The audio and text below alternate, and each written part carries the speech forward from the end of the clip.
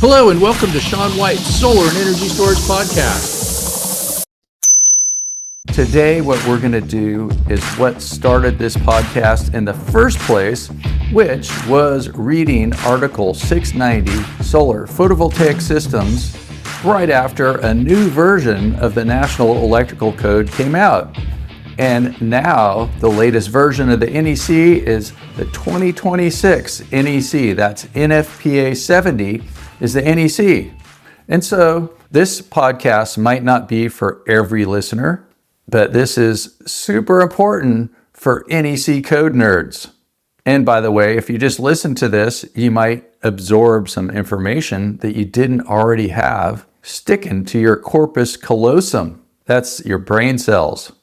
So just a little bit before I go into this, we'll give you a little bit of history. When I started teaching PV classes, I would read the National Electrical Code and then I would post it on the internet. It was sort of like a podcast. It was before podcasts were big things. Like I think most people at that time didn't even know what a podcast was. So I was posting these on my website, which at the time was pvstudent.com. It's still out there, but nowadays I call it my 1970s website because it's kind of old-fashioned. But we might fix that. So what we're going to do is we are going to read the National Electrical Code, Article 690, like it was poetry. So let's do it. Article 690, Solar Photovoltaic PV Systems. 690.1 Scope. This article applies to solar PV systems other than large-scale PV electric supply stations. The systems covered by this article include those interactive with other electric power production sources or standalone or both. These PV systems could have AC or DC output for utilization. Then we have some informational note figures. And by the way, this is the first time that I am actually doing a video for this. If you want to, you can go check it out on my YouTube channel. But I know most people don't video podcasts. But what you can see is some images here with PV string or source circuits going to a DC combiner and outputting as a PV source circuit. That was new in the 2023 National Electrical Code, but we already know about this picture. And then there's another image that's showing you some PV string or source circuits, solar cells and modules going to other equipment. Then there's another one that I always think looks like one of those crime scene where they make pieces of string go to pictures. But anyway, it's got PV string or source circuits and DC to DC converter circuits. All this stuff is pretty much the same as what you would have seen in the 2023 National Electrical Code. One more thing too is just by looking at this, just by scanning the NEC Article 690, haven't read the whole thing yet. On my way back from RE+, I think that it seems like there's less changes this time than there usually is. And another thing too that's kind of crazy is Bill Brooks, the all-knowing code guru Bill Brooks, who helps write all this stuff and is probably always going to be the smartest guy in the room. He says that for the next NEC, so that's 3 more years later, 2029 NEC, they are not going to have 690 or any of the same numbering systems that we have now. It's going to be completely different. There's going to be a whole bunch of chapters. Now on to the poetry. 690.2 listing requirements. All of the following equipment and any associated retrofit kits shall be listed or field evaluated. 1. Electronic power converters. 2. PV modules. 3. AC modules. 4. AC module systems. 5. OCPDs used in PV system DC circuits. 6. DC combiners containing OCPDs. 7. PV rapid shutdown equipment, PVRSE. 8. PV hazard control equipment, PVHCE. 9. PV hazard control systems, PVHCSs. 10 DC circuit controllers, 11 charge controllers, 12 PV module grounding and bonding devices, 13 type PV wire, 14 type DG cable, 15 manufactured distribution generation wiring harnesses, and 16 PV mating connectors. 690.4 General Requirements. A. PV systems. PV systems shall be permitted to supply a building or other structure in addition to any other electrical supply systems. B. Qualified personnel. The installation of equipment, associated wiring, and interconnections shall be performed only by qualified persons. C. Multiple PV systems. Multiple PV systems shall be permitted to be installed in or on a single building structure. Where the PV systems are remotely located from each other, a directory in accordance with 705.10 shall be provided at each PV system disconnecting means. D, that's 690.4D, locations not permitted. PV system equipment and disconnecting means shall not be installed in bathrooms. Lots of jokes there. E, electronic power converters mounted in not readily accessible locations. Electronic power converters and their associated devices shall be permitted to be mounted in areas that are not readily accessible. Disconnecting means shall be installed in accordance with 690.15. We're still on 690.4F. PV equipment floating on bodies of water. Isn't that nice? F for floating. PV equipment floating on or attached to structures floating on bodies of water shall be identified as being suitable for the purpose and shall utilize wiring methods that allow for any expected movement of the equipment. There's a little bit of an informational note here. It says PV equipment in these installations are often subject to increased levels of humidity, corrosion, and mechanical and structural stresses. Expected movement of floating PV arrays is often included in the structural design. Yep, that's right. Got to look out for those tsunamis and rogue waves. 690.4G, fractions of an ampere or volt. Calculations shall be permitted to be rounded to the nearest whole number with decimal fractions smaller than 0.05 dropped. I did notice that one, a little different there in this version of the NEC, and I also saw it in 705, where we can just round up and down at the 0.5 like I learned in elementary school. 690.6 alternating current AC modules and systems. A. Photovoltaic source circuits. Requirements pertaining to the PV source circuits shall not apply to AC modules or AC module systems. PV source circuit conductors and inverters shall be considered as internal components of AC modules or AC module systems. 690.6b output circuit. The output of an AC module or AC module system shall be considered an inverter output circuit. And that was it for part 1, because we are on to part 2, circuit requirements of 690. 690.7 maximum DC voltage. The maximum DC voltage shall be used to determine the voltage and voltage to ground of circuits in the application of this code. Whoa, they just didn't capitalize code in the National Electrical Code. They have always capitalized it before. Maybe they didn't capitalize it because I was making fun of them, because I was pointing out how they will put acts of God with a lowercase g and code with an uppercase C. Now, code is lowercase like it is in the building and fire codes. Interesting. Maximum voltage shall be used for conductors, cables, equipment, working space, and other applications where the voltage limits and ratings are used.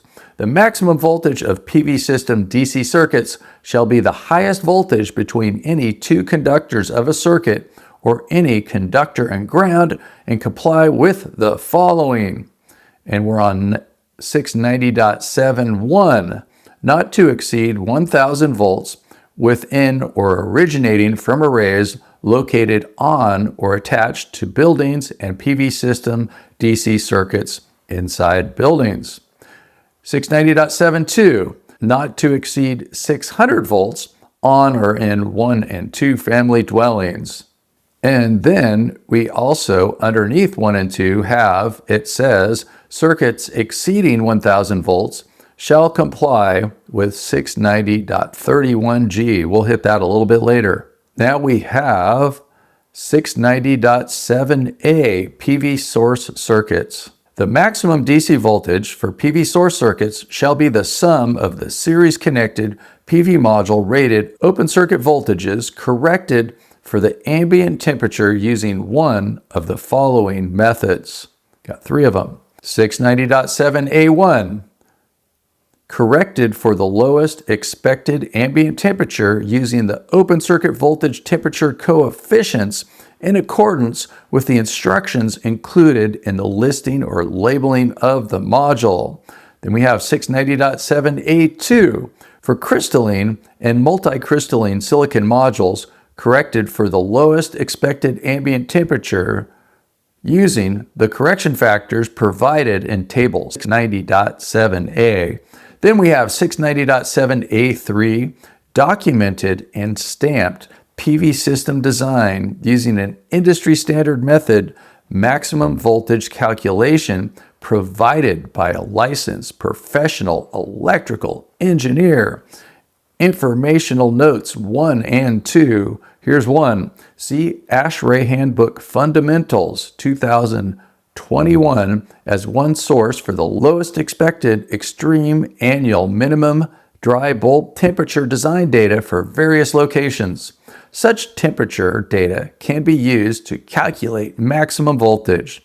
And the informational note number 2 for 690.7A is see SAND 2004-3535 Photovoltaic Array Performance Model for one industry standard method for calculating maximum voltage of a PV system. Now we have the table 690.7A, and it's called Voltage Correction Factors for Crystalline and Multicrystalline Silicon Modules, ambient temperatures below 25 degrees C.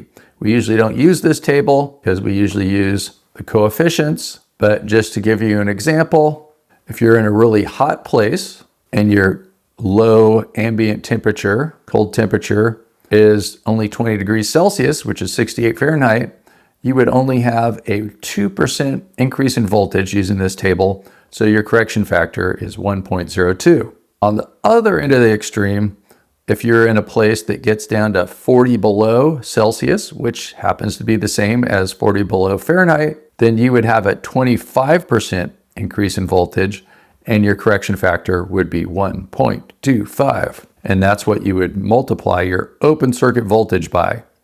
And now we are at 690.7B, and it says DC to DC converter circuits. In PV DC to DC converter circuits, maximum voltage shall be calculated in accordance with 690.7B1 or 690.7B2. 690.7B1, single DC to DC converter. For circuits connected to the output of single DC to DC converters, maximum voltage shall be determined in accordance with the instructions included in the listing and the labeling of the DC to DC converters. If the instructions do not provide a method to determine the maximum voltage shall be the maximum rated voltage output of the DC to DC converters. 690.7B2, 2 or more series connected DC to DC converters. For circuits connected to the output of 2 or more series connected DC to DC converters, maximum voltage shall be determined in accordance with the instructions included in the listing or labeling of the DC to DC converters. If the instructions do not provide a method to determine the maximum voltage shall be the sum of the maximum rated voltage output of the DC to DC converters in series. 690.7C, bipolar PV source circuits. For monopole subarrays and bipolar systems, Maximum voltage shall be the highest voltage between the monopole circuit conductors where one conductor of the monopole circuit is connected to the functionally grounded reference. To prevent overvoltage in the event of a ground fault or arc fault, monopole circuits shall be isolated from ground. 690.7d. Marking DC PV circuits. It shall be permitted to round up to a value greater than the calculated PV DC circuit maximum voltage to allow standardized labeling. Permanent, readily visible labels indicating the highest maximum DC voltage in PV systems shall be provided by installers at one of the following locations. Little commentary here. That's new. So it used to be we had to use the calculated voltage. So a lot of times it was 600 or 1,000 volts would be the maximum. And then people would have something like 594 or 987 volts that they would have to put on their label. But now it looks like you could just round up to 600 or 1,000. So here we go back to 690.7D1, direct current DC PV system disconnecting means. These are the locations where you can put your voltage sticker. 690.7D2, PV system electronic power conversion equipment. And 690.7D3, distribution equipment associated with PV systems. Informational note, equipment manufacturers often provide permanent, visible labels on electronic power conversion equipment. Oh, so it might already be there. 690.8, circuit sizing and equipment. 690.8a, calculation of maximum circuit current. The maximum current for the specific circuit shall be calculated in accordance with one of the methods in 690.8a1 or 690.8a2. And here it is, 690.8a1, PV system circuits. The maximum current shall be calculated in accordance with 690.8a1a through 690.8a1c. And here is 690.8a1a, photovoltaic source circuit currents. Maximum current shall be calculated using one of the following methods. 690.8a1a1, the sum of the highest short circuit current rating of the PV modules connected in parallel multiplied by 125%. 690.8a1a2, the sum of the short circuit current ratings of the PV modules connected in parallel calculated in accordance with the instructions included in the listing or labeling of the modules. 690.8a1a3, documented and stamped PV system design using an industry standard method maximum current calculation provided by a licensed professional electrical engineer as follows. 690.8a1a3a, the calculated maximum current value shall be based on the highest 3-hour current average resulting from the simulated local irradiance on the PV array, accounting for elevation and orientation. 690.8a1a3b, the current value used by this method shall not be less than 70% of the value calculated using 690.8a1a1. One change I just noticed there too is this engineering method in previous versions of the code for reducing your current was only for PV systems that have 100 kilowatts output on the AC side. And now this could be used for smaller systems using a licensed professional electrical engineer, which might end up being more expensive than increasing your wire size for a smaller system. There's an informational note. It's the same as what we've already seen. It refers to that Sandia model, which they call it SAND 2004. And another informational note, number 2, modules that can produce electricity when exposed to light on multiple surfaces are labeled with applicable short circuit currents, additional guidance is provided in the instructions, including with the listing. And when they talk about light on multiple surfaces, they're talking about bifacial PV. So this is a new thing. They're talking about bifacial PV. Go for the instructions, in case there's extra light, and that might increase your current. Okay, now we're back to 690.8 A1B. PV DC to DC converter circuit currents. Maximum current shall be the sum of the parallel connected DC to DC converter continuous output current ratings. 690.8 A1C. Inverter output circuit currents. Maximum current shall be the inverter continuous output current rating. 690.8 A2. Circuits terminating to the input of electronic power converters, EPCs.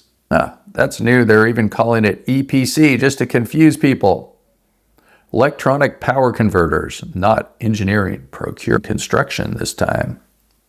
Where a circuit is terminated to the input of an electronic power converter, EPC, the maximum current shall be permitted to be the rated input current of the EPC in accordance with the following conditions. 690.8 A21.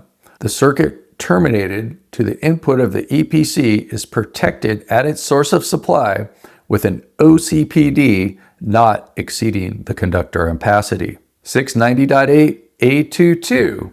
The circuit complies with 690.9 A1 for the maximum current as calculated in 690.8 A1. 690.8 A23. The circuit complies with 690.9 A3. 690.8 A2 informational note. EPCs have rated maximum input short circuit ratings. See 110.3b. Follow instructions. 690.8b Conductor Ampacity. Circuit conductors shall have an ampacity not less than the larger of 690.8b1 or 690.8b2. 690.8b1 without adjustment and correction factors. The minimum conductor size with an ampacity not less than the maximum currents calculated in 690.8a multiplied by 125%. Exception number 1. Circuits containing an assembly together with its OCPD, if any, that is listed for continuous operation at 100% of its rating shall be permitted to be used at 100% of its rating. 690.8b1 exception number 2, where a portion of a circuit is connected at both its supply and load ends to separately installed pressure connections as covered in 110.14c2, it shall be permitted to have an ampacity not less than the calculated maximum current of 690.8a. No portion of this circuit installed under this exception shall extend into an enclosure containing either the circuit supply or the circuit load terminations as covered in 110.14c1. 690.8b2 with adjustment and correction factors. The maximum currents calculated in 690.8a with adjustment and correction factors. Just a little side note here is that what I just read is very complicated and it's wire sizing. And most people don't do wire sizing exactly correct. They usually end up using a conductor that's a little bigger than the minimum required, which is safer and more efficient. But if you want to really know how to do wire sizing, I suggest you take one of my advanced PV classes or advanced energy storage classes. You can hire me to come in person, or you could take my heat spring classes. Go to SolarSEAN.com. You can find all the links there. 690.8c, systems with multiple DC voltages. For a PV power source that has multiple PV DC circuit voltages and employs a common return conductor, the ampacity of the common return conductor shall not be less than the sum of the ampere rating of the OCPDs of the individual circuits. 690.8d, multiple PV string circuits, where an OCPD is used to protect more than one set of parallel connected PV string circuits. The ampacity of each conductor protected by the device shall not be less than the sum of the following. 1. The rating of the OCPD, and 2. The sum of the maximum currents as calculated in 690.8A1A for other parallel connected PV string circuits protected by the OCPD. Speaking of OCPD, 690.9 Overcurrent Protection. 690.9A Circuits and Equipment. PV system, DC circuits, and inverter output conductors and equipment shall be provided with overcurrent protection in accordance with 690.9A1, 690.9A2, and 690.9A3. Here we go with 690.9A1. Circuits where overcurrent protection is not required. OCPDs shall not be required where both of the following conditions are met. 690.9A11. The conductors have sufficient ampacity for the maximum circuit current. 690.9A12. The currents from all sources do not exceed the maximum OCPD rating specified for the PV module or electronic power converter. We interrupt you for a very important announcement. Sean White's Solar and Energy Storage Podcast has been brought to you by Sean White's Solar and Energy Storage Podcast. That's right, Sean White is sponsoring his own podcast, and he wants to remind you to go check out some of his classes.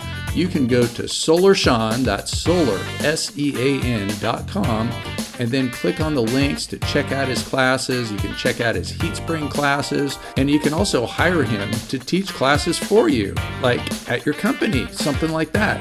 Now back to the show. 690.9A2. Circuits where overcurrent protection is required at one end. A circuit conductor connected at one end to a current limited supply where the conductor is rated for the maximum circuit current from that supply and also connected to sources having an available maximum circuit current greater than the ampacity of the conductor shall be provided with overcurrent protection at the point of connection to the higher current source. We have an informational note that goes with that with 690.9A2 informational note. Note, PV system, DC circuits, and electronic power converter outputs powered by these circuits are current limited and in some cases do not need overcurrent protection. Where these circuits are connected to higher current sources, such as parallel connected PV system DC circuits, energy storage systems, or utility service, the OCPD is often installed at the higher current source end of the circuit conductor. Wow. 690.9A3. Other circuits. Circuits that do not comply with 690.9A1 or 690.9A2 shall be protected with one of the following methods. 690.9A31. Conductors not greater than 10 feet in length and not in buildings protected from overcurrent on one end. 690.9A32. Conductors not greater than 10 feet in length and in buildings protected from overcurrent on one end and in a raceway or metal-clad cable. 690.9A33. Conductors protected from overcurrent on both ends. And 690.9A34. Conductors not installed on or in buildings are permitted to be protected from overcurrent on one end of the circuit where the circuit complies with all of the following conditions. And we have A, B, C, and D here. And this A, B, C, and D is all part of 690.9A34. We're just going to go for the A first. The conductors are installed in metal raceways or metal-clad cables in enclosed metal cable trays underground or where directly entering pad-mounted enclosures. B, the conductors for each circuit terminate on one end at a single circuit breaker or a single set of fuses that limit the current to the ampacity of the conductors. C, the OCPD for the conductors is an integral part of a disconnecting means or is located within 10 feet of conductor length of the disconnecting means.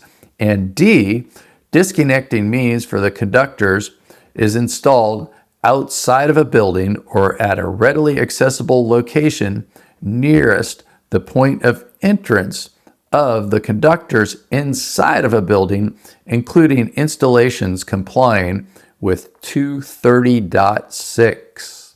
690.9b, device ratings. Electronic devices that are listed to prevent backfeed current in PV system DC circuits shall be permitted to prevent overcurrent of conductors on the PV array side of the devices.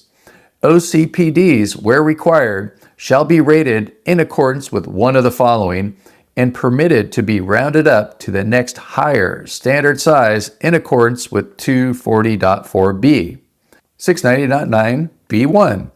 OCPDs shall be rated at not less than 125% of the maximum currents calculated in 690.8a. 690.9b2. An assembly together with its OCPD that is listed for continuous operation at 100% of its rating shall be permitted to be used at 100% of its rating. Informational note for 690.9b is some electronic devices prevent backfeed current, which in some cases is the only source of overcurrent in PV system DC circuits. Just a reminder, wire sizing has to do with current and overcurrent protection devices, among other things. So make sure to take one of those advanced PV or energy storage classes that I give. You could go to SolarSEAN.com to check it out. Got a 30-hour and a 40-hour advanced PV class. Helps you out also with your NABCEP requirements. That's the North American Board of Certified Energy Practitioners. And we also do that for energy storage systems with a 40-hour class, which along with an 18-hour energy storage boot camp will get you the coveted Energy Storage Installation Professional NABCEP certification. 690.9c, PV System DC Circuits. A single OCPD, where required, shall be permitted to protect the PV modules, DC to DC converters, and conductors of each circuit. Where single OCPDs are used to protect circuits, all OCPDs shall be placed in the same polarity for all circuits within a PV system. The OCPDs shall be accessible, but shall not be required to be readily accessible. Now we got the 690.9c informational note. Due to improved ground fault protection required in PV systems by 690.41b, a single OCPD in either the positive or negative conductors of the PV system in combination with this ground fault protection provides an adequate overcurrent protection. One difference in the 2026 NEC is instead of writing out overcurrent protection device a whole bunch of times, they just go OCPD on you. 690.9d marking. OCPDs used in the PV system DC circuits shall be marked photovoltaic or PV. And now we are at 690.11 arc fault circuit protection DC. Photovoltaic systems with PV system DC circuits operating at 80 volts DC or greater between any two conductors shall be protected by a listed PV arc fault circuit interrupter or other system components listed to provide equivalent protection. The system shall detect and interrupt arcing faults resulting from a failure in the intended continuity of a conductor, connection, module, or other system component in the PV system DC circuits. 690.11 exception is PV system DC circuits that utilize metal-clad cables, are installed in metal raceways or enclosed metal cable trays, or are underground, shall be permitted without arc fault circuit protection if the installation complies with at least one of the following. 690.11.1, the PV system DC circuits are not installed in or on buildings. 690.11.2, the PV system DC circuits are located in or on detached structures whose sole purpose is to support or contain PV system equipment. And here we are at 690.12. You might know what that is. Rapid shutdown of PV systems on buildings. PV system circuits installed on or in buildings shall include a rapid shutdown function to reduce shock hazard for firefighters in accordance with 690.12a through 690.12d, with two exceptions here. Exception number 1, ground-mounted PV system circuits that enter buildings of which the sole purpose is to house PV system equipment shall not be required to comply with 690.12. And 690.12 exception number 2, PV equipment and circuits installed on non-enclosed detached structures, including but not limited to parking shade structures, carports, solar trellises, and similar structures, shall not be required to comply with 690.12. We've got a 690.12 informational note. Exceptions for rapid shutdown are intended to be consistent with building and fire codes that have limitations as to the types of buildings on which firefighters typically perform rooftop operations. And so what we're trying to say here is if firefighters do not perform rooftop operations, you shouldn't have to do rapid shutdown. So firefighters are not on top of carports putting out fires, but there's some places where they just don't go on roofs. 690.12a, controlled conductors.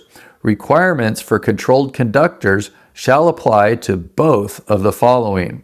690.12a1, PV system DC circuits. 690.12a2, inverter output circuits originating from inverters located within the array boundary.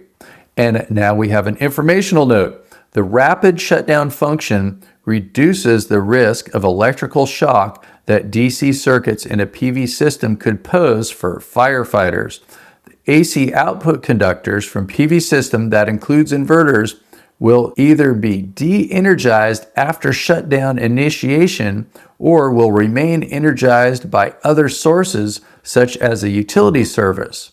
To prevent PV arrays with attached inverters from having energized AC conductors within the PV arrays, those circuits are also specifically controlled after shutdown initiation.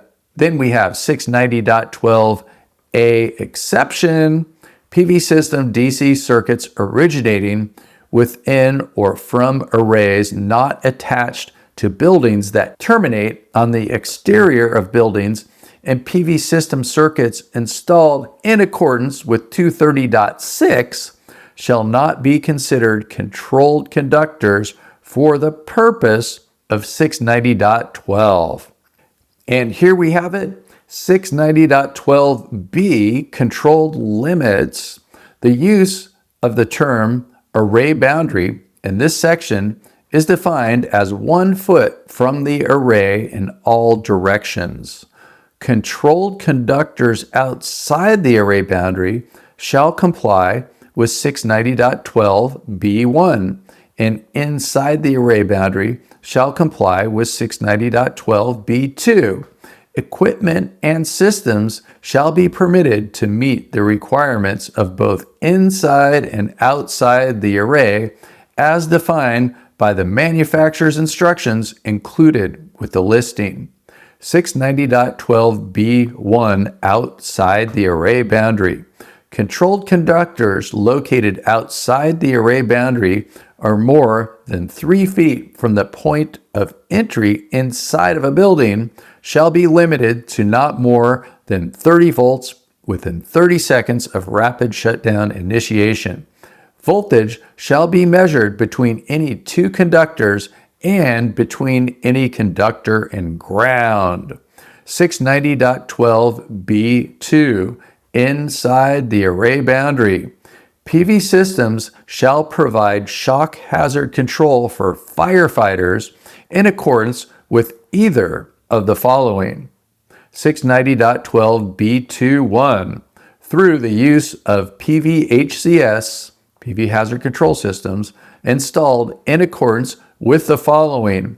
690.12b21a, the instructions included with the listing or field labeling, and 690.12b21b, the use of rapid shutdown initiation device required in 690.12c if the PVHCS requires initiation to transition to a controlled state.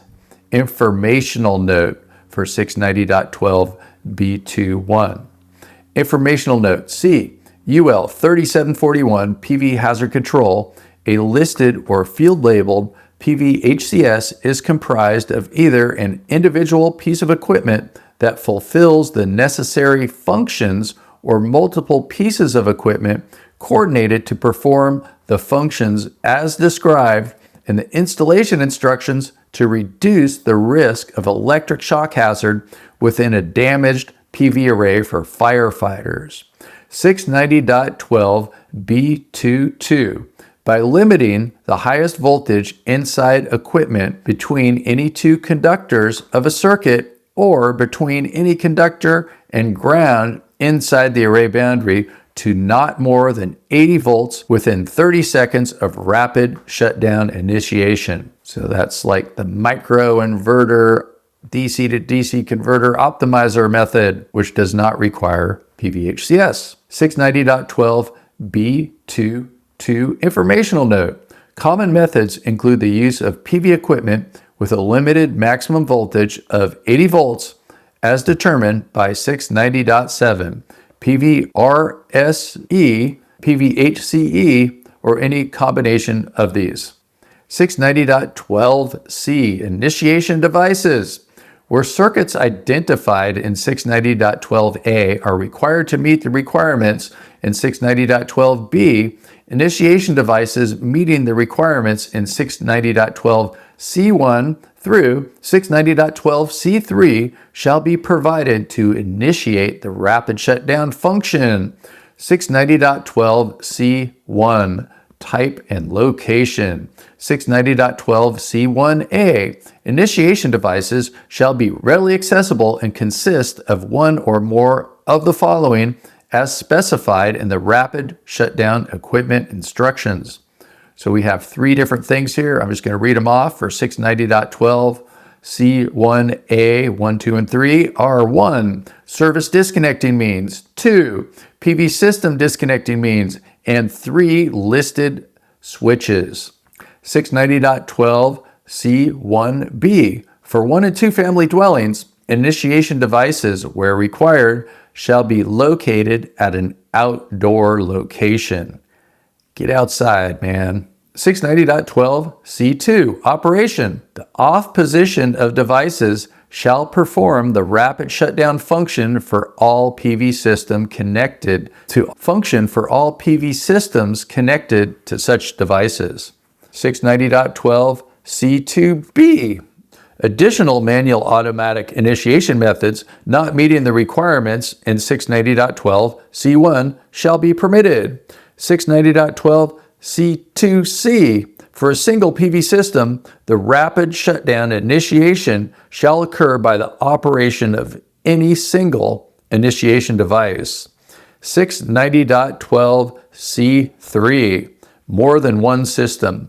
Where multiple PV systems are installed with rapid shutdown functions on a single service, initiation devices shall consist of not more than 6 devices meeting the requirements in 690.12c1, grouped together, whose combined operation initiates the rapid shutdown of all PV systems with rapid shutdown functions on that service. 690.12d, buildings with rapid shutdown. Buildings with PV systems shall have a permanent label located at each service equipment location to which the PV systems are connected, or at an approved, readily visible location, and shall indicate the location of rapid shutdown initiation devices. The label shall include a simple diagram of the building with a roof and shall include the following words: solar PV system equipped with rapid shutdown. Turn rapid shutdown switch to the off position to shut down PV system and reduce shock hazard in the array. The letters for the text, solar PV system equipped with rapid shutdown, shall be capitalized and have a minimum height of 3/8 of an inch. All text shall be legible and contrast the background. And then we have an informational note figure here for 690.12d for informational purposes. And it's that same old figure that we've seen many times before, which does not have any color requirements like it used to in the 2020 National Electrical Code. But if you want to get crazy, you can go to International Fire Code and then see color requirements for this label, at least in the 2024 IFC. If you want to learn more about that, you can go to Sean's PV Building and Fire Code book. You can find out about that book on Amazon, or you can go to SolarSEAN.com and check it out. 690.12d1, buildings with more than one rapid shutdown type. For buildings that have PV systems with more than one rapid shutdown type, or PV systems with no rapid shutdown, a detailed plan view diagram of the roof shall be provided showing each different PV system with a dotted line around areas that remain energized after rapid shutdown is initiated. 690.12d2, that's right, we're almost done with 690.12, rapid shutdown switch. A rapid shutdown switch shall have a label that includes the following wording located on or no more than 3 feet from the switch. Rapid shutdown switch for solar PV system. That's what it says on the label. The label shall be reflective with all letters capitalized and having a minimum height of 3/8 of an inch in white on red background. Got to go reflective there. We're done with rapid shutdown. We're done with part 2, and we're on to part 3, disconnecting means. That's it, part 3, disconnecting means. Starting off with 690.13, photovoltaic system disconnecting means. Then it says, PV system disconnecting means shall be installed in accordance with 705.20. 690.13a, type of disconnect. PV system disconnecting means shall simultaneously disconnect PV system conductors that are not solidly grounded from all conductors of other wiring systems. 690.13b, lockable open. PV system disconnecting means, or their remote operating devices, or the enclosures providing the access to the disconnecting means, shall be lockable open in accordance with 110.25. 690.13c, marking. Each PV system disconnecting means shall be permanently marked PV system disconnect or equivalent. 690.13d, maximum number of disconnects. The disconnecting means for each PV system installed in accordance with 690.4c shall consist of not more than 6 switches or 6 sets of circuit breakers, or a combination of not more than 6 switches and sets of circuit breakers mounted in a single enclosure or in a group of separate enclosures. A single PV system disconnecting means shall be permitted for the combined AC output of one or more inverters or AC modules. So we do have a lot of stuff here. It's kind of complicated. And if you want to learn about this, you will be able to learn about it, not just from me, but from Bill Brooks, who sits on the committee and writes all of this stuff. He has the NEC on his computer before anybody sees it, and he is like the main man, undisputed, on Codemaking Panel 4. You can read his name in the NEC, smartest dude around. And we do classes together, we write books together, and you will be able to sign up for our 2026 NEC class sooner than later. And also you can check out our books. This time around, we're going to have separate books for PV in the NEC and energy storage in the NEC. So make sure to check it out and learn about all this stuff from the smartest guy ever, Bill Brooks. He's won a whole bunch of Nobel Prizes, or not, but he should. Okay, go to SolarSEAN.com, check it all out. Now, we're going to 690.15 disconnecting means for isolating photovoltaic equipment. Disconnecting means of the type required in 690.15a shall be provided to disconnect AC PV modules, fuses, DC to DC converters, inverters, and charge controllers from all conductors that are not solidly grounded. And then another thing about Bill is he is really fun to listen to. He's not boring like a lot of engineers. And when we get together, it's crazy, man. 690.15a type of disconnecting means, where a disconnect is required to isolate equipment, the disconnecting means shall be one of the following. 690.15a, A, B, and C. Got to have one of these types of disconnects of A, B, and C.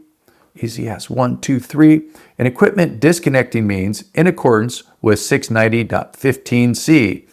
B, an isolating device as part of listed equipment where an interlock or similar means prevents the opening of the isolating device under load. And C, for circuits with a maximum current of 30 amps or less, an isolating device in accordance with 690.15b. And here we have it, 690.15b, isolating device. An isolating device shall not be required to have an interrupt rating. Where an isolating device is not rated for interrupting the circuit current, it shall be marked do not disconnect under load or not for current interrupting. An isolating device shall not be required to simultaneously disconnect all circuit carrying conductors of a circuit. The isolating device shall be one of the following. We're going to have 4 different types of isolating devices. We're going to list these isolating devices off as 690.15b, 1, 2, 3, and 4. 1, isolating device. A mating conductor meeting the requirements of 690.33 and listed and identified for use with specific equipment. Isolating device number 2, a finger-safe fuse holder. Isolating device number 3, an isolating device that requires a tool to place the device in the open off position. And isolating device number 4 is an isolating device listed for the intended application. Now we're on to 690.15c, which is equipment disconnecting means. Equipment disconnecting means shall comply with all of the following. And we have 4 different things here, and the 4th one has an A, B, and a C to it also. We're looking at equipment disconnecting means, 690.15c, 1, 2, 3, and 4. Equipment disconnecting means, number 1, have ratings sufficient for the maximum circuit current, available fault current, and voltage that is available at the terminals. Equipment disconnecting means number 2, simultaneously disconnect all current carrying conductors that are not solidly grounded to the circuit to which it is connected. Equipment disconnecting means number 3, we got to have all these, be externally operable without exposing the operator to contact with energized parts and indicate whether in the open, off, or closed on position. And equipment disconnecting means number 4, be one of the following types. And you only have to be one of these following types. And 4A, manually operable switch or circuit breaker, or you can be 4B, load break rated pull-out switch, or 690.15C4C is a device listed or approved for the intended application. And then we're still on 690.15C equipment disconnecting means, and then under these 4 different things, it says equipment disconnecting means other than those complying with 690.33 shall be marked in accordance with the warning on 705.20F if the line and load terminals can be energized in the open position. Informational note: a common installation practice is to terminate PV source side DC conductors in the same manner that utility source side AC conductors are generally connected on the line side of a disconnecting means. This practice is more likely to de-energize load side terminals, blades, and fuses when the disconnect is in the open position and no energized sources are connected to the load side of the disconnect. 690.15D, location and control. Isolating devices or equipment disconnected means shall comply with one or more of the following. One or more of the following for 690.15D. We're talking about disconnecting means still for isolating equipment. Location and control, one or more of the following. And we have 5 of the following for location and control of our equipment disconnecting means. 1, be located within the equipment. 2, be located in sight from and readily accessible from the equipment for those to whom access is required. 3, be lockable open in accordance with 110.25. 4, be located in an enclosure with a door or cover capable of being locked closed that restricts access to the operation of the disconnecting means. 5, be provided with remote controls to activate the disconnecting means that comply with one of the following. We've got 2 of them here. They're A and B. So we're talking about equipment disconnecting means, location and control, 5 different ways. Number 5 has 2 options about remote controls, and 5A is the disconnecting means and their controls are located within the same equipment, or 5B, the disconnecting means are lockable open in accordance with 110.25 and the location of the controls are marked on the disconnecting means. Now, we are on to the very exciting part 4, wiring methods and materials. And we're not talking about any kind of part 4. This is really important. It's an IV for Roman numerals. That's serious, man. 690.31A wiring systems.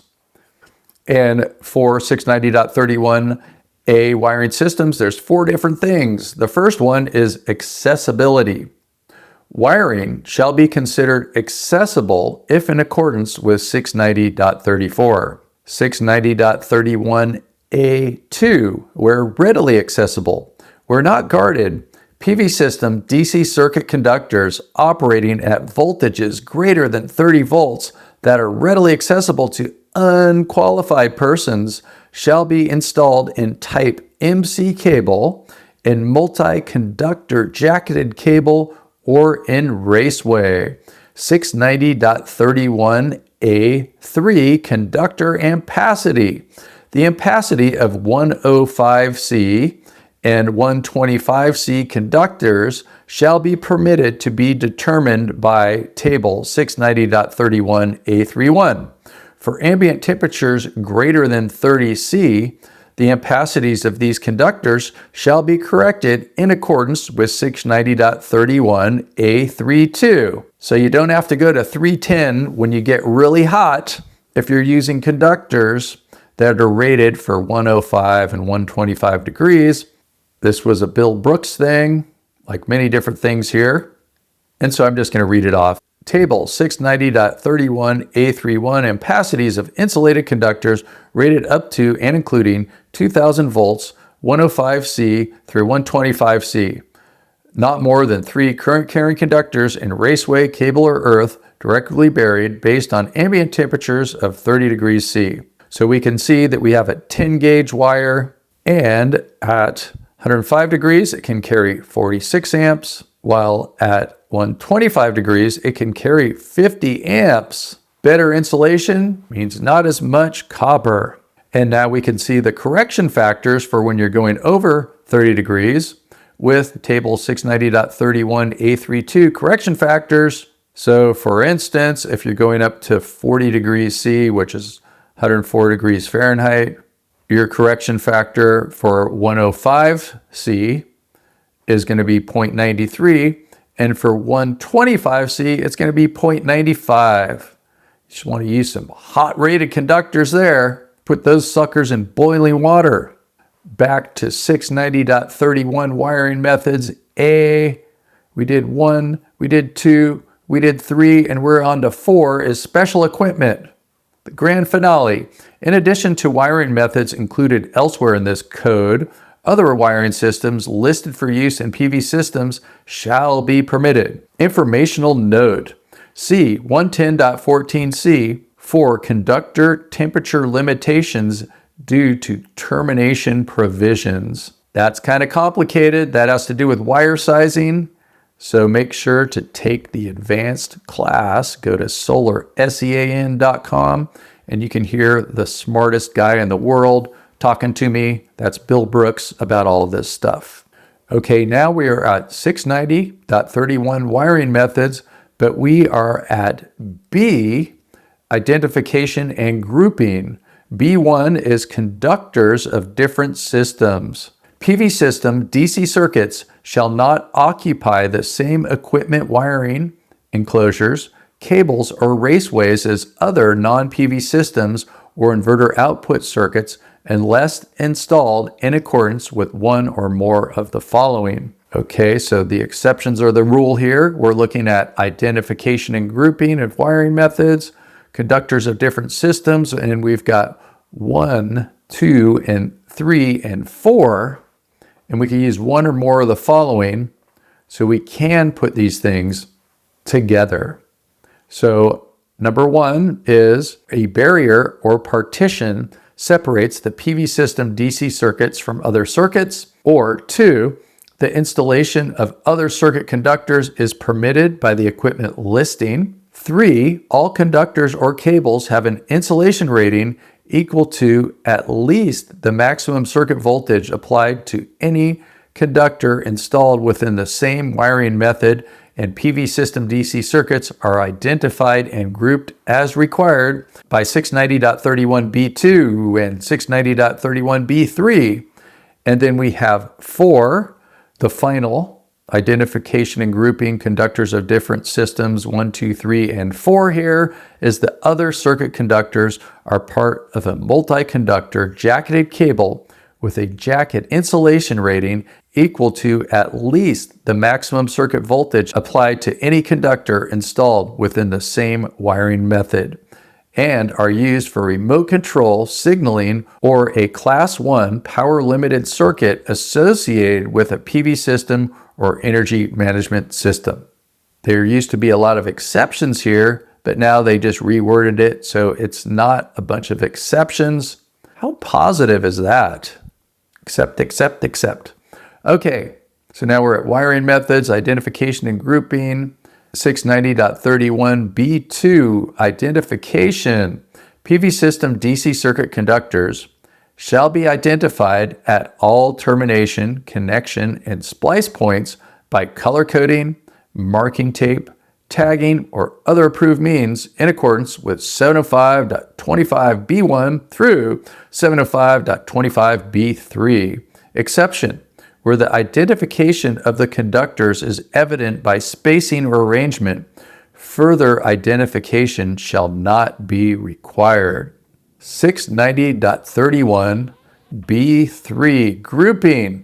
AC and DC conductors of PV systems occupy the same junction box, pole box, or wireway. The AC and DC circuit conductors shall be grouped separately by cable ties or similar means at least once and at intervals not to exceed 6 feet. Exception for grouping here: the requirement for grouping shall not apply if the circuit enters from a cable or raceway unique to the circuit that makes the grouping obvious. We interrupt you for a very important announcement. Shawn White's Solar and Energy Storage Podcast has been brought to you by Shawn White's Solar and Energy Storage Podcast. That's right, Shawn White is sponsoring his own podcast, and he wants to remind you to go check out some of his classes. You can go to SolarSEAN, that's Solar, SEAN.com, and then click on the links to check out his classes. You can check out his heat spring classes, and you can also hire him to teach classes for you, like at your company, something like that. Now back to the show. And now we are on to 690.31 Wiring Methods C for wires and cables. C is for cables and wires. Type PV wire shall be permitted in all locations where type RHW2 is permitted. Type DG cable shall be permitted in all locations where type TC, tray cable, is permitted. Informational note: CUL 4703, standard for photovoltaic wire for PV wire, and UL 3003, distributed generation cables for DG cable. PV wire and cable and DG cable have non-standard outer diameters. 690.31C1 Single conductors. Single conductors shall comply with 690.31C1A through 690.31C1D. So now we're going to go from A through D. We're looking at single conductors here, A through D. 690.31C1A. Single conductors in exposed outdoor locations in PV system DC circuits within PV arrays shall be permitted to be one of the following. 690.31C1A1 is type PV wire, and C1A2 is single conductors marked sunlight resistant and type USE2 and type RHW2. 690.31C1 single conductors. B. Exposed conductors shall be supported and secured by one of the following methods. 690.31C1B1. Cable ties that are listed and identified for securement and support in outdoor locations.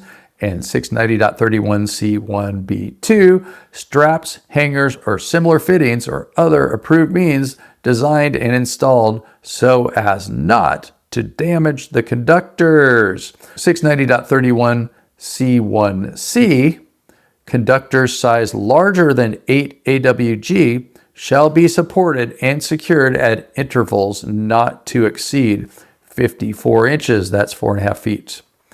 And 690.31C1D, conductors size 8 AWG and smaller, so 8 and smaller, shall be supported and secured at intervals not to exceed 24 inches, 2 feet. So if it's 8 gauge, got to go to 2 feet. If it's bigger than 8, which is 6, then you can go 4.5 feet. That's old style. And then we have an exception to being secured every 2 feet. And it says PV systems complying with 691.4, that's big PV 691, shall be permitted to have support securement intervals as defined in the engineered design. 690.31c, wires and cables. 690.31c2 is cable trays. 690.31c2, cable trays, has A, B, and C. Let's just go for the A, B, and the C for cable trays. Type PV wire of all sizes or type DG cable of all sizes with or without cable tray ratings shall be permitted in cable trays in outdoor locations if the wires or cables are supported at intervals not to exceed 12 inches and secured at intervals not to exceed 54 inches. That's 12 and 54 inches, otherwise known as 1 foot and 4.5 feet. So now we are looking at B, 690.31C2B, the adjustment factors for 1/0 AWG single conductor cable in 392.80A2 shall be permitted to be used for the ampacity of single conductor PV wire smaller than 1/0 AWG installed in uncovered cable trays. Bill Brooks calls this the Dave Click method because Dave Click, who I used to sit on the NABCEP committee for the PV installation professional exam, came up with this. He's a cool dude. Check him out over there in Florida. Dave Click, shout out to you, man. 690.31C2C, where type PV wire smaller than 1/0 AWG are in ladder or ventilated trough cable trays, the following shall apply. And so for cable trays here, our C method, we've got 1, 2, and 3. I'm just going to go for the 1, 2, and 3 now. All conductors shall be installed in a single layer. 2, conductors that are bound together to comprise each circuit pair shall be permitted to be installed in other than a single layer. And 3, the sum of all diameters of a conductor shall not exceed the cable tray width. Got to keep those cables cool even when they're in a cool cable tray. 690.31C3, multi-conductor jacketed cables. Where part of a listed PV assembly, multi-conductor jacketed cables shall be installed in accordance with the included instructions. Where not part of a listed assembly or where not otherwise covered in the code, multi-conductor jacketed cables, including type DG cable, shall be permitted in PV systems if installed in accordance with the product listing and one of the following. So we're talking about multi-conductor jacketed cables. And for one of the following, we have 1 and 2, with 2 having a whole bunch of different ways. Number 1 is in raceways where on or in buildings other than rooftops, and 2, we're not in raceways as follows. And so we've got A through F. I'm just going to go from A through F here now for multi-conductor jacketed cables, not in raceways. And we have A, marked sunlight resistant, were installed in exposed outdoor locations. B, protected or guarded where subject to physical damage. C, closely following the surface of support structures. D, secured at intervals not exceeding 6 feet. E, secured within 24 inches of mating connectors or entering enclosures. And F, marked direct burial, were buried in the earth. Now, we are on to 690.31C4. And 690.31C4 is circuits connected to moving parts of PV arrays. So just for the moving parts, those cables that will flex 365 days a year on a tracker, conductors exposed to cyclical movement in PV arrays with movable components shall comply with 690.31C4A or 690.31C4B. So it's an or, and here's the A for moving PV arrays. Conductors shall be flexible cords or flexible cables complying with 400.4 and all of the following. We've got 5 things here for A, and they are: 1, be identified as hard service cord type or portable power cable type. 2, be suitable for extra hard usage. 3, be listed for outdoor use. 4, be water and sunlight resistant. And 5, be compliant with 400.5 for allowable ampacities. And so that was A for circuits connected to moving parts of PV arrays. And we could do A or B. Conductors shall be stranded copper type PV wire and type DG cable with the minimum number of strands specified in Table 690.31C4B. So we have a table here, and it's only for these wires that will be moving every day on our trackers, pretty much. And let's just go for an example of 10 gauge wire. We have to have at least 19 strands. But 1 gauge, you would need 259 strands. You better count. You don't want to get stuck with 258. Haha. 690.31C5, flexible fine-stranded cables. Flexible fine-stranded cables shall be terminated only with terminals, lugs, devices, or connectors in accordance with 110.14. That means you can't just use any terminal with a flexible fine-stranded cable. It has to be special for flexible fine-stranded cables. You're usually looking at pressure connectors and not screw terminals for these flexible fine-stranded cables. On to 690.31C6, single conductor cables.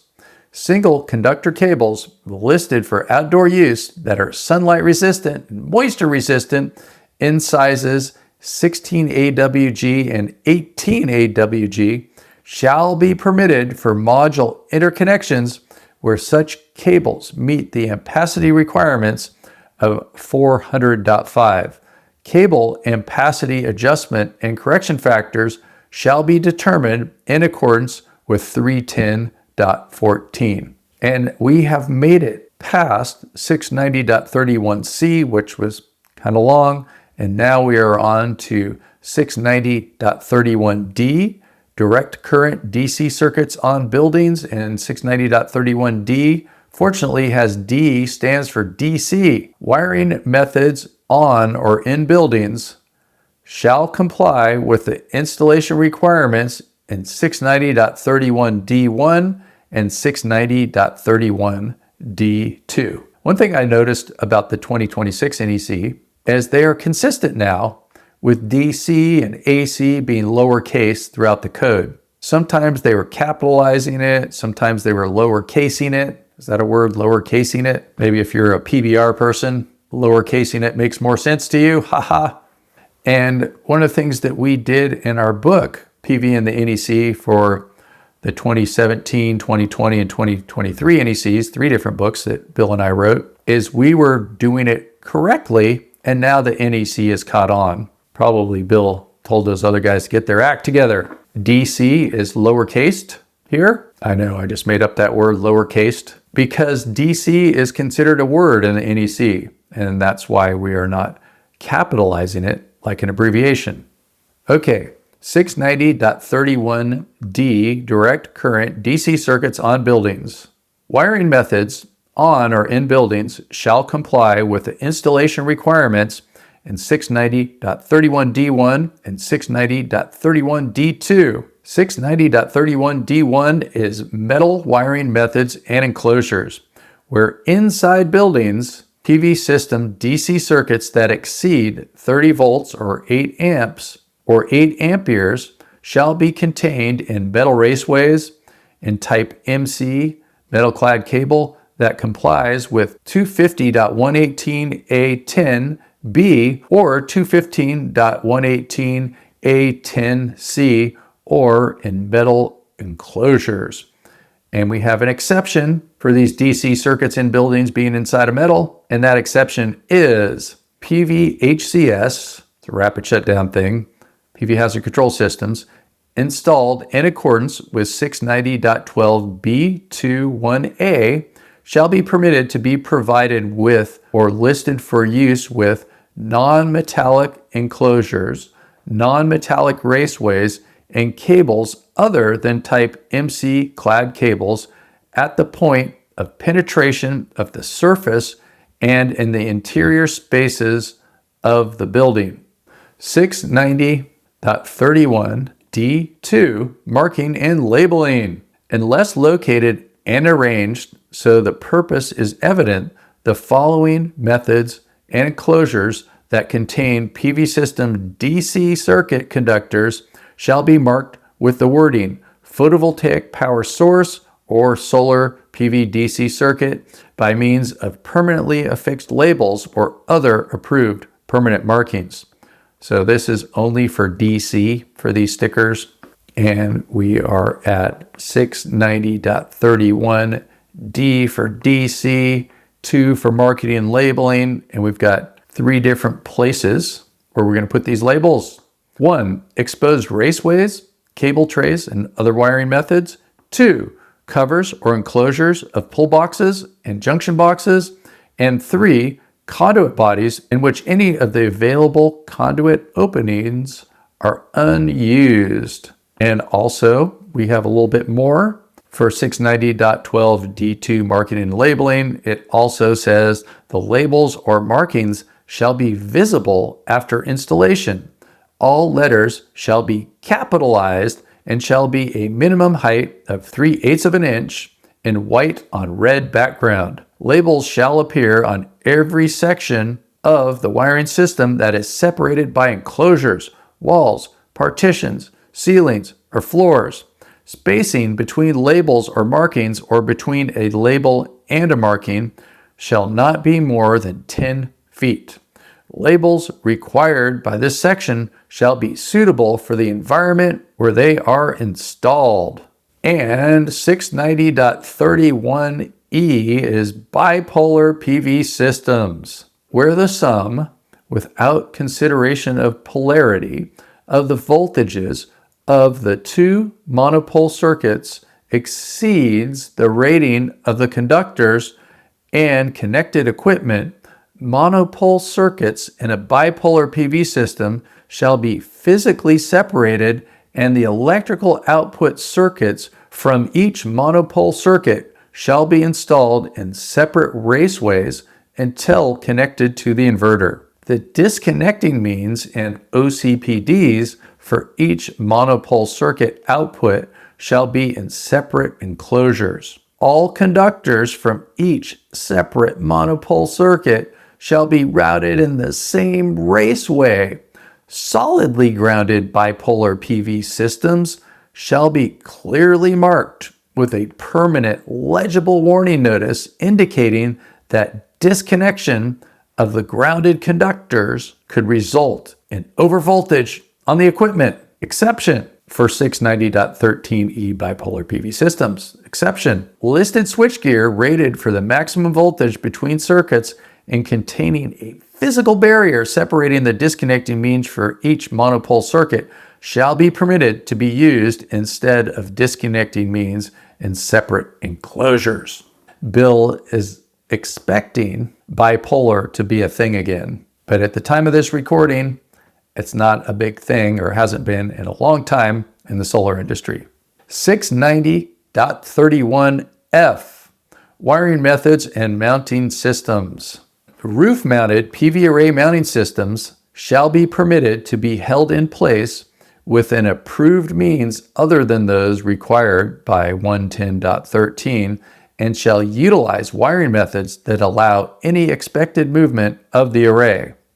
Informational note: expected movement of unattached PV arrays is often included in the structural calculations.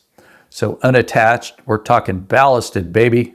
690.31G, we were actually talking about this way back when we were covering 690.7 for voltage. 690.31G is over 1000 volts DC. Equipment and wiring methods containing PV system DC circuits with a maximum voltage greater than 1000 volts shall comply with all of the following. Over 1000 volts, we've got 1, 2, and 3. 1, shall not be permitted on 1 and 2 family dwellings. 1 and 2 family dwellings is even 600 volts. 2, shall not be permitted within buildings containing habitable rooms. Then why do they have to say 1 and 2 family dwellings? 690.31G3, where installed on the exterior of buildings shall be located less than 10 feet above grade. Wiring methods containing PV system DC circuits connected to this equipment shall not be permitted to attach to the building greater than 33 feet along the building surface from the equipment. This was pretty much in the previous version of the NEC, so we won't dwell here too much. And now we are at 690.32 component interconnections. Fittings and connectors that are intended to be concealed at the time of on-site assembly were listed for such use shall be permitted for on-site interconnection of modules or other array components. Such fittings and connectors shall be equal to the wiring method employed in insulation, temperature rise, and short circuit current rating, and shall be capable of resisting the effects of the environment in which they are used. 690.33 Mating connectors. Mating connectors, other than connectors covered by 690.32, shall comply with 690.33A through 690.33D for our mating connectors. Okay, no jokes. I gotta hold back. 690.33 mating connectors A configuration. The mating connectors shall be polarized and shall have a configuration that is non-interchangeable with receptacles in other electrical systems on the premises. 690.33 mating connectors guarding. The mating connectors shall be constructed and installed so as to guard against inadvertent contact with live parts by persons. 690.33 mating connectors C. Mating connectors shall be the latching or locking type. Mating connectors that are readily accessible and that are used in circuits operating over 30 volts DC or 15 volts AC shall require a tool for opening. Where mating connectors are not an identical type and brand, they shall be listed and identified for intermatability as documented by both manufacturers. Do I hear Romeo and Juliet there? Different manufacturers, intermatability? Okay, 690.33 mating connectors D, interruption of circuit. Mating conductors shall be one of the following. We're going to read these for 690.33 mating conductors D, 1, 2, and 3. One of the following, just one, and we have 3. Rated for interrupting current without hazard to operator. 2, type that requires the use of a tool to open and marked do not disconnect under load or not for current interrupting. Or the third type to interrupt is supplied as part of listed equipment and used in accordance with the instructions provided with the listed connected equipment. We've got informational note here, and it says some listed equipment such as microinverters are evaluated to make use of mating connectors as disconnect devices, even though the mating connectors are marked do not disconnect under load or not for current interrupting. Interesting how this informational note says the word microinverters.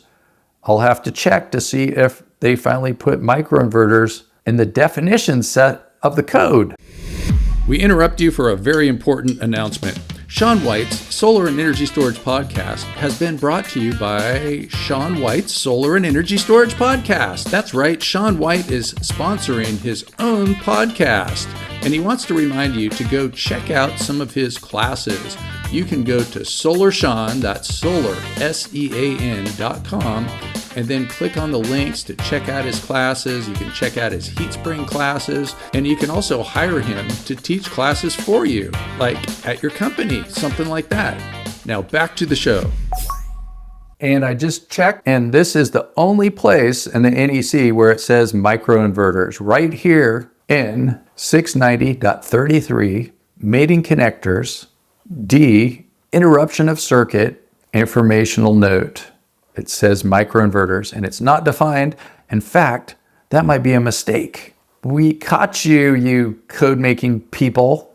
Next time, define it, or else. All right, now we are almost done with part Roman numeral 4 of 690. We are on to 690.34, access to boxes. Junction boxes, pull boxes, and devices located behind modules or panels shall be installed such that the wiring contained in them can be rendered accessible directly or by displacement of a modules, or panels, secured by removable fasteners and connected by a flexible wiring system.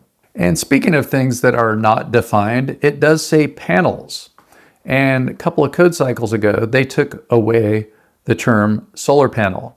However, it is still defined exactly like it was in the NEC in the International Code Council codes, like the IRC and the IFC. Check out my book, PV Building and Fire Codes. We talk about that, but it's not in the NEC, so I think they should remove panels here since it's not defined. Okay, we are done with part 4, and we are on to part Roman numeral 5. We're on to part Roman numeral V, which is 5, which is grounding and bonding. 690.41, PV system, DC circuit grounding and protection. 690.41a, PV system DC circuit grounding configurations. One or more of the following system configurations shall be employed for PV system DC circuits. I'll reduce this here. Functionally grounded through listed equipment is 1. 2 is ungrounded circuits, and 3 is solidly grounded circuits as permitted in 690.41b, which is next. 690.41b, direct current DC ground fault detector interrupter GFDI protection. PV system DC circuits that exceed 30 volts or 8 amps shall be provided with GFDI protection meeting the requirements of 690.41b1 and 690.41b2 to reduce fire hazards. Solidly grounded PV source circuits with not more than 2 modules in parallel or not on or in buildings shall be permitted without a GFDI. And an informational note says, not all inverters, charge controllers, or DC to DC converters include DC GFDI protection. Equipment that does not have GFDI protection often includes the following statement in the manual. Warning! This unit is not provided with a GFDI device. 690.41b1, ground fault detection. GFDI devices or systems shall detect ground faults in the PV system DC circuits, including any functionally grounded conductors, and be listed for providing GFDI protection where the GFDI function is not integral to an electronic power converter, PVRSE or PVHCE, installed in the PV DC circuit. GFDI protection shall be provided for the entire circuit and be identified for the combination of the electronic power converter, PVRSE, PVHCE, and GFDI device. And by the way, PVRSE is PV rapid shutdown equipment. PVHCE is PV hazard control equipment. Informational note. Some DC to DC converters without integral GFDI protection on their input source side can prevent other GFDI protection equipment from properly functioning on portions of PV system DC circuits. Faulted circuits. And that is 690.41b2. Faulted circuits shall be controlled by one of the following methods. We've got 2 for faulted circuits. One of the following. 1. Current carrying conductors of faulted circuits shall be automatically disconnected. 2. Devices providing GFDI protection fed by faulted circuits shall automatically cease to supply power to output circuits and interrupt the faulted PV system DC circuits from the ground reference in functionally grounded systems. Now, 690.41b3 is indication of faults.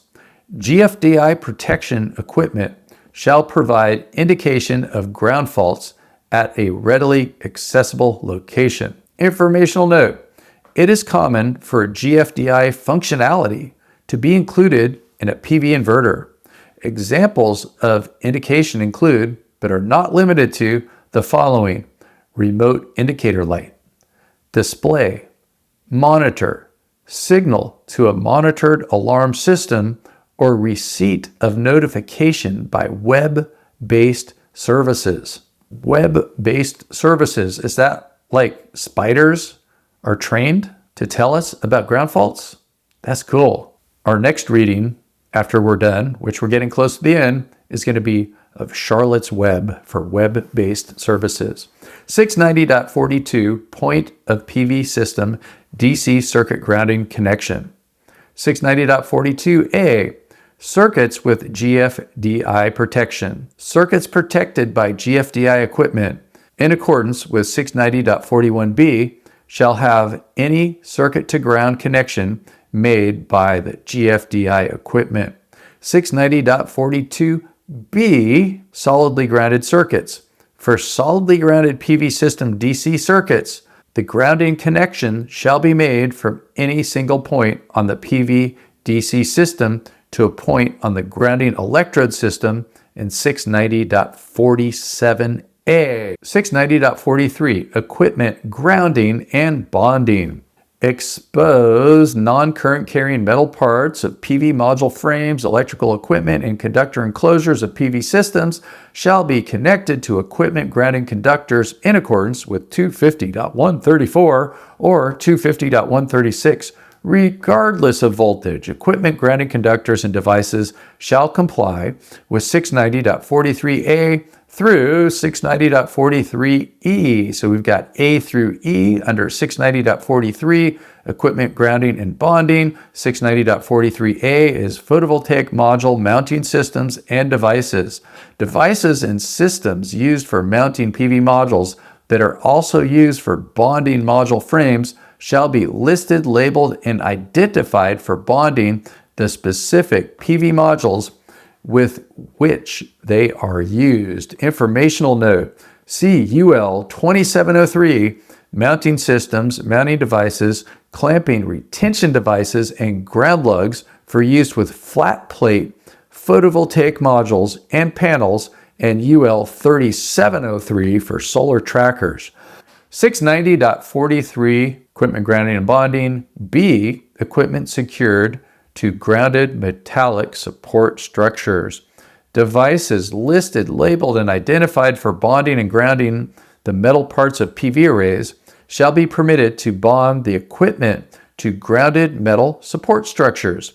Metallic support structures shall have identified bonding jumpers connected between separate metallic sections or be identified for equipment bonding and be connected to equipment grounding conductors.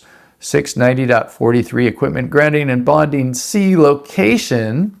Equipment grounding conductors shall be permitted to be run separately from the PV system connectors within the PV array. Where PV system circuit conductors leave the vicinity of the PV array, equipment grounding conductors shall comply with 250.134. 690.43, equipment grounding and bonding.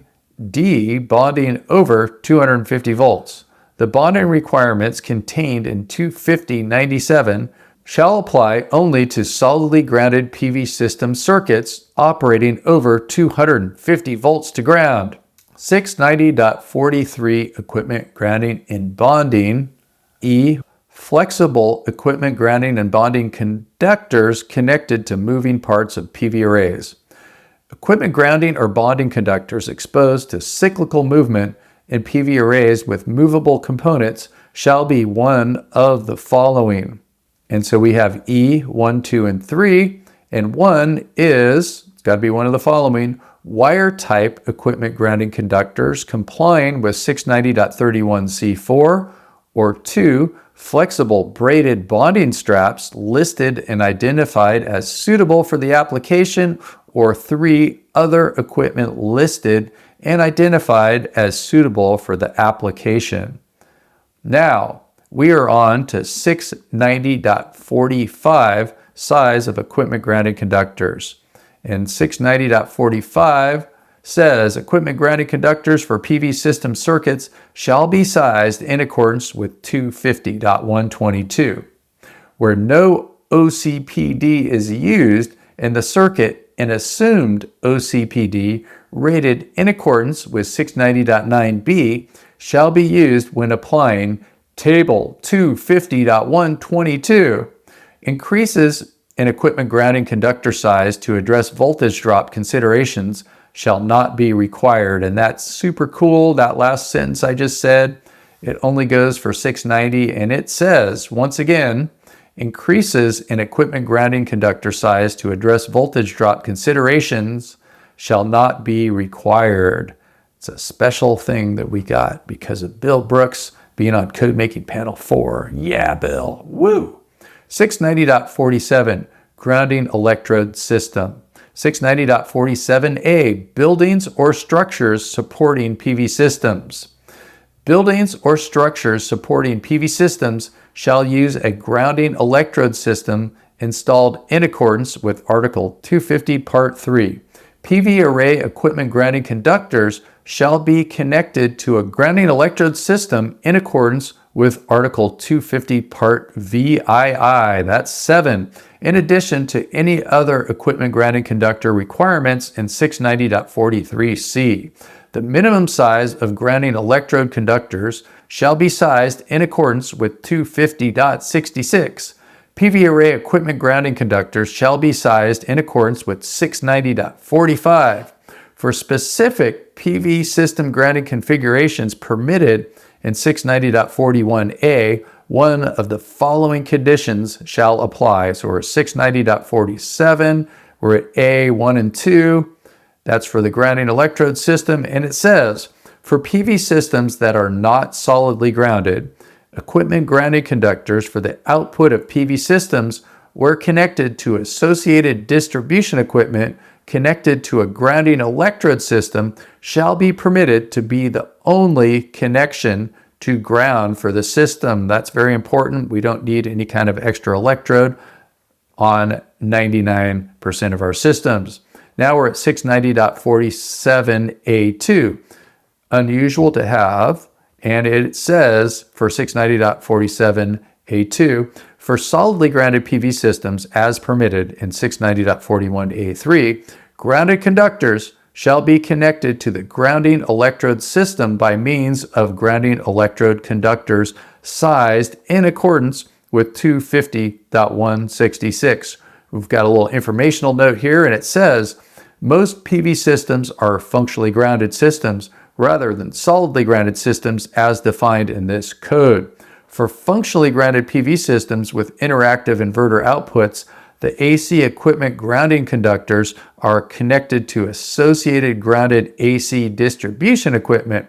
Such conductors are most often the connection to ground for ground fault protection and equipment grounding of PV arrays. Woo! That's it for Part V, and now we are on to VI, which is 6, Part 6, Source Connections. We're getting down towards the end. 690.56, Identification of Power Sources. And it just sends us to a different place. It says plaques or directories shall be installed in accordance with 705.10. Now, we've got 690.59, Connection to other sources. PV systems connected to other sources shall be installed in accordance with Article 705, parts 1 and 2. Then we have 690.72 self-regulated PV charge control. The PV source circuit shall be considered to comply with the requirements for charge control of a battery without the use of separate charge control equipment if the circuit meets both of the following.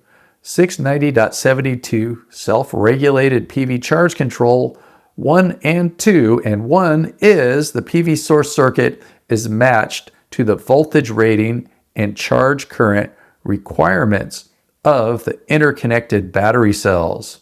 Okay, so we have to match it with our cells. That means no lithium-ion batteries for this. Probably a lead acid thing, and super unusual. And number 2, the maximum charging current multiplied by 1 hour is less than 3% of the rated battery capacity expressed in ampere hours or as recommended by the battery manufacturer. Maybe they're just leaving this here so we can still have something to do with energy storage in 690, where we used to find all the stuff that's in 706 energy storage systems. And that's right, we just made it to the end of part 6, source connections, and the end of Article 690, photovoltaic systems of the 2026 National Electrical Code. Woo! 2026 NEC is out. So make sure to keep an eye out, and you will have myself and Bill Brooks with classes on heat spring and all over the place at the big conferences, at some small conferences, and in books where you too can learn about all the details of everything we just covered here in this podcast. And if you made it to the end of this podcast, hopefully the tone of my voice kept you awake, because as you know, reading the NEC can be some pretty boring stuff. So I just try to make everything as fun and upbeat and as exciting as possible with all of my training for solar and storage. So make sure to go and check me out. Go to SolarSEAN.com. And this might be a podcast for some technical people to listen to over and over again. And sometimes you might zone out, not pay as much attention as other times, and then you could soak stuff up. This is one of the things that I did when I was in college, when I was studying, is I would read into what was called a tape recorder, if you've ever heard of one of those things. And I would do something that was kind of cool. I would have my voice coming out on the left speaker, and then I would have this guy named Jerry Garcia coming out of the right speaker. And then we would tune the balance for how much studying versus music. And then my passenger would be able to listen to more music. They would be sitting on the right. I'd be on the left. And it was just kind of a cool way of doing it. It'd be neat if I could find one of those old tapes. I remember doing it for my chemistry classes, which come in handy when you're talking about solar and manufacturing and all that kind of stuff. So the 2026 NEC came out during RE+, and this is the day after RE+. When I'm recording all this stuff at 5 in the morning is when I started. So I've been going for a while here. So if you've stuck with it this whole time, thank you so much. You can also go back and forth and focus on different parts of this podcast to learn things and rewind, go to the place that you want. And if you're not a technical person, you probably didn't make it this far. But if you're not a technical person and you did make it this far, thanks for listening to Shawn White's Solar and Energy Storage Podcast, where you can find out all kinds of stuff about the NEC, the IRC, the IFC, anything that ends with C like a code, except for the IEC. That C is a commission, International Electrotechnical Commission, but we talk about that sometimes over here too. And make sure to check out my classes. Hire me for a class. Hire me for some other C like consulting. Check it out. Let's have some other C's like comedy. So thanks for listening. SolarSEAN.com is where you go. Check it out. Woo!